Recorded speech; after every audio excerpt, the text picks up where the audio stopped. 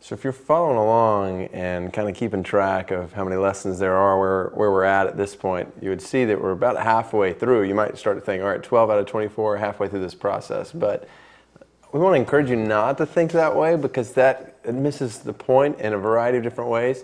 You know, as you're walking this journey with somebody else, the reality is there may be things where you need to camp out more here or there. This is very fluid. It's not, okay, I just got to check these boxes off week after week after week. That misses the point. And then remember, this is all about a lifestyle. And so just to continue to bring back in, okay, the person or people you're discipling, are they already starting to teach some of these things to other people? Are you encouraging them to do that? Or is that being reproduced in their life? Are they planning to do that soon? And so this is a continual process. That's not just, okay, once I get to this, I'll check this off. We've got to make sure to guard against that. I also think it's a good time, though, for you to evaluate yourself as a leader, going, okay, does this person know me yet?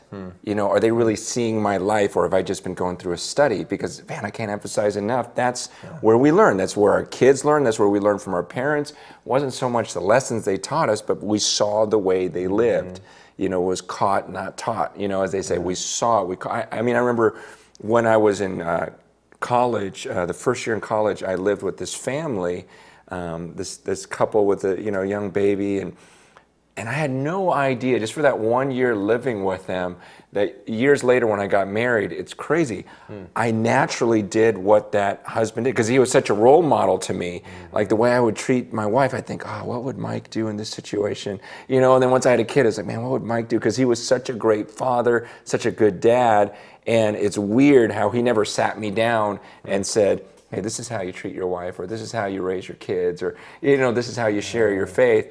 I just naturally caught it. And so it's a good time for you to think through, okay, is that happening here? Am I really sharing my life as well as the word? You know, like Paul says, you saw my life, so is that happening? So avoid getting into just Bible study mode in this whole picture. Yes, there's Bible study. We're teaching people to obey everything Christ has commanded us, but it's so much more than that. And that's really even illustrated in this lesson, because this is a critical picture in the story of Scripture when we see God enter into covenant with His people through Abraham. Now, there's some words in here that we kind of toss around in the church sometimes that I think we don't always really understand what we're saying. But covenant, this is a picture of relationship that's built on promise.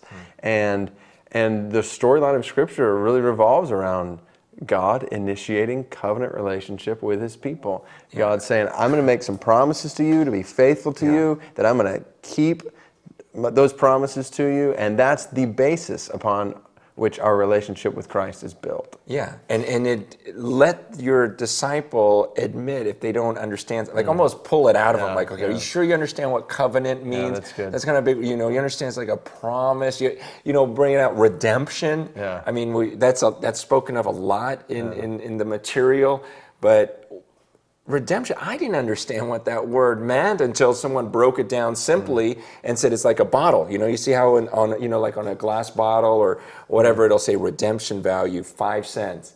And they're like, okay, that's redemption. That means this thing was going to be tossed in the trash, and someone's going, no, give that to me. I'll give you a nickel for it. I want that. I'm pulling it out. And it was like, oh, okay, I get it now.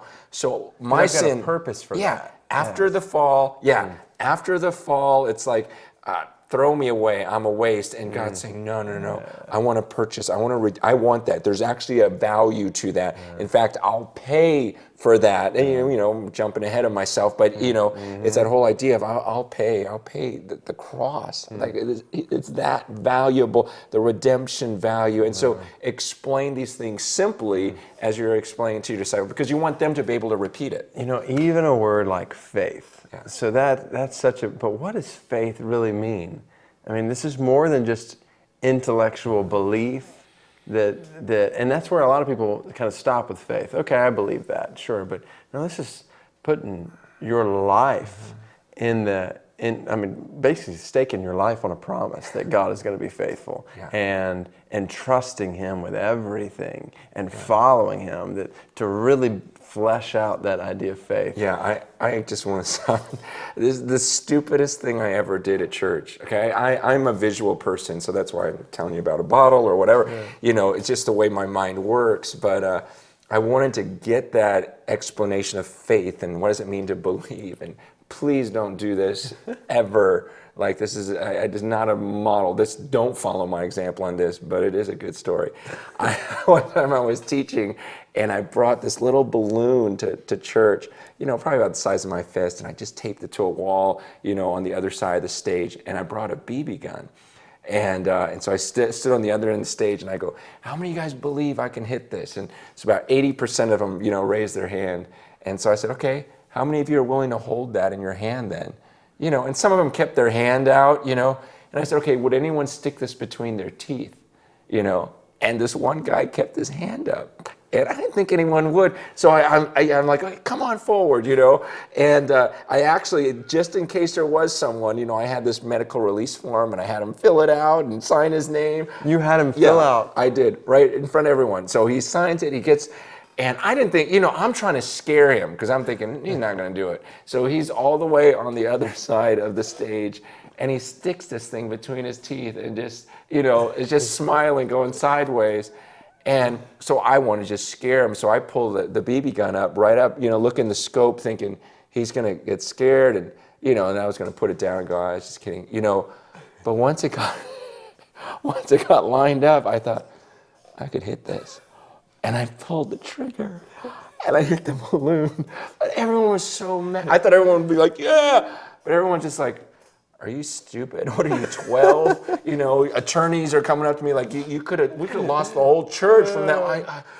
And so please, that was dumb, but it was a good illustration. That was really stupid. It was stupid. But my point was, at the end, I'm going, okay, how many believers were in the room?